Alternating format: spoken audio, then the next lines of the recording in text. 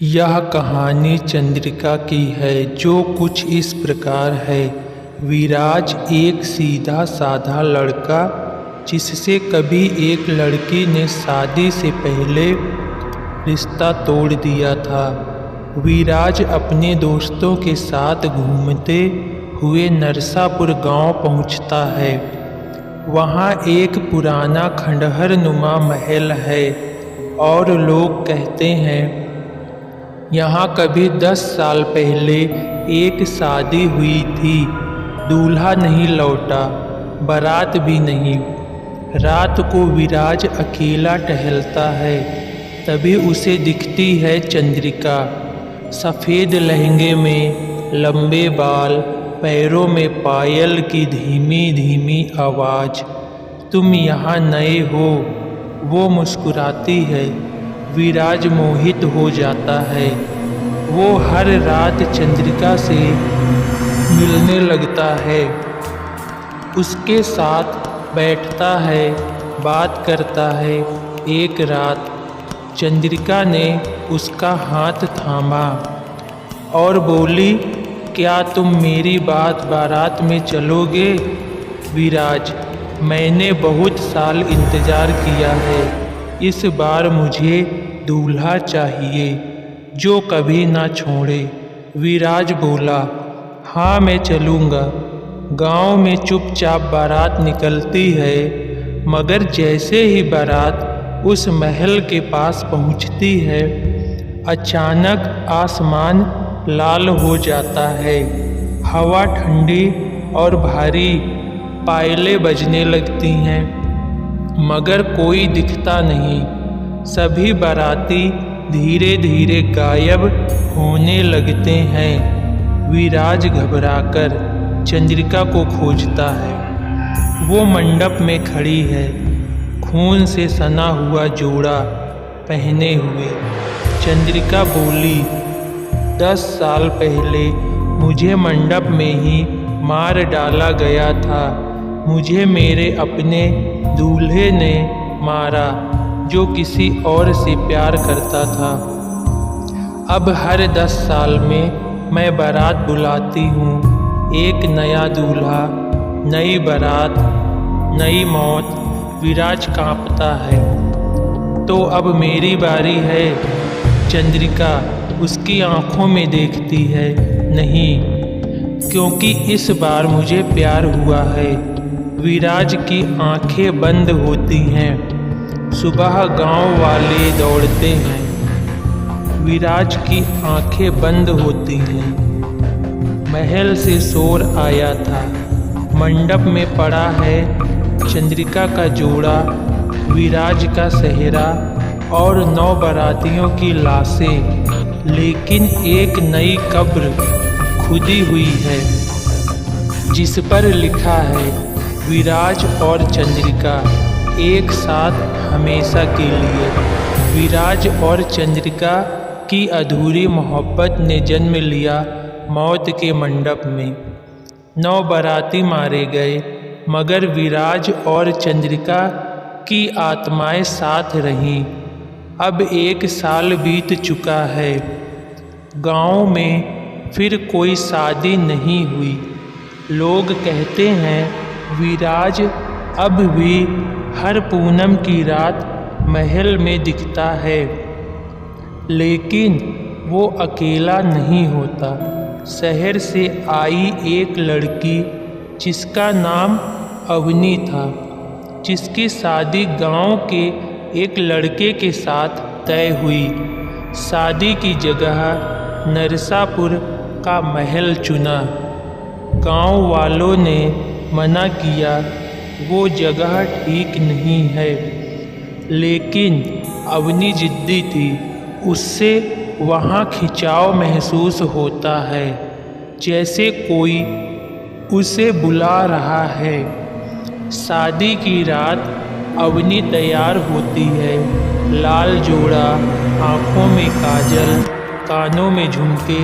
पर जैसे ही वह मंडप में पहुँचती है, हवा सिहर जाती है, पायलें बजने लगती हैं, पर किसी के पैर नहीं दिखते। और तभी वो आती है चंद्रिका। इस बार अकेली नहीं, उसके साथ विराज की रूह भी है। चंद्रिका अवनी को देखती है और कहती है, तेरी आँखों में वही बेचैनी है जो मेरी थी, तू भी अधूरी रह गई है ना। चल आज तुझे मैं पूरी कर दूं मौत से जोड़कर। विराज रुकता है और अवनी की तरफ देखता है। नहीं चंद्रिका, इस बार नहीं। प्यार सिर्फ लेने का नाम नहीं, देने का वक्त है। पता चलता है अवनी विराज की पिछले जन्म की प्रेमिका थी, जिसकी वजह से चंद्रिका का रिश्ता टूटा था। अब खेल पलट चुका है।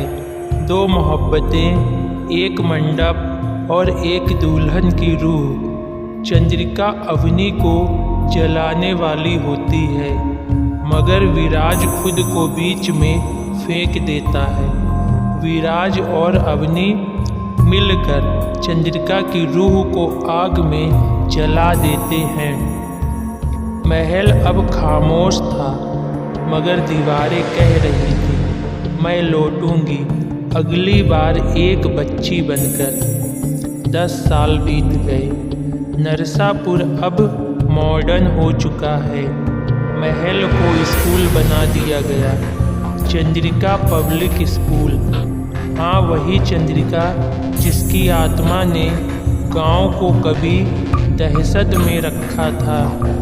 एक दिन स्कूल में एक अनाथ बच्ची लाई जाती है, जिसका नाम चारवी था और उसकी उम्र लगभग 6 वर्ष थी।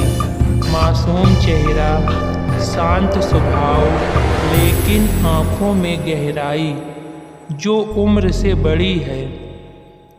अब अजीब चीज़ें शुरू होती हैं। क्लास में अचानक बोर्ड पर लहू से लिखा मिलना, मैं लौट आई। टीचर्स को नींद में चंद्रिका का नाम बड़बड़ाते सुनना। चारवी की तस्वीरें कैमरे में धुंधली और कभी कभी दुल्हन जैसी पोशाक में आना। और सबसे खतरनाक, विराज और अवनी का बच्चा अचानक बोल पड़ता है, माँ मुझे चंद्रिका दीदी बुला रही है। चारवी असल में चंद्रिका की आत्मा का नया रूप है, लेकिन अब वो मासूम नहीं, वो जन्मी ही है इंतकाम के लिए। उसे याद है कैसे अवनी और विराज ने उसे आग में जला दिया था। अब वह सिर्फ दुल्हन नहीं बनना चाहती, अब उसे पूरा परिवार चाहिए। विराज, अवनी और उनका बेटा। एक रात चारवी अचानक गायब हो जाती है। विराज और अवनी उसे पूरे स्कूल में खोजते हैं, पर वह स्कूल अचानक वही महल बन जाता है जो पहले था। उन्हें वही सजा हुआ मंडप दिखाई देता है। चारवी लाल जोड़ा पहने खड़ी थी। वह अब 16 साल की लग रही थी। उसकी आवाज़ बदल चुकी थी। उसने भयानक आवाज में कहा, अब मैं तेरा पूरा परिवार खत्म कर दूंगी। तभी अवनी मुस्कुराती है और तांत्रिक बाबा का दिया पवित्र जल उसके ऊपर फेंकती है। तभी चंद्रिका की आत्मा हमेशा हमेशा के लिए खत्म हो जाती है। विराज और अवनी, उनका बेटा, अब खुशी खुशी रहने लगते हैं। तो कैसी लगी हमारी यह हॉरर स्टोरी? पसंद आई तो लाइक सब्सक्राइब भी कर लेना और कमेंट बॉक्स में बताना आपको इस कहानी में क्या ज़्यादा पसंद आया। तो मिलते हैं फिर एक ऐसी ही हॉरर स्टोरी के साथ नेक्स्ट वीडियो में। Thank you.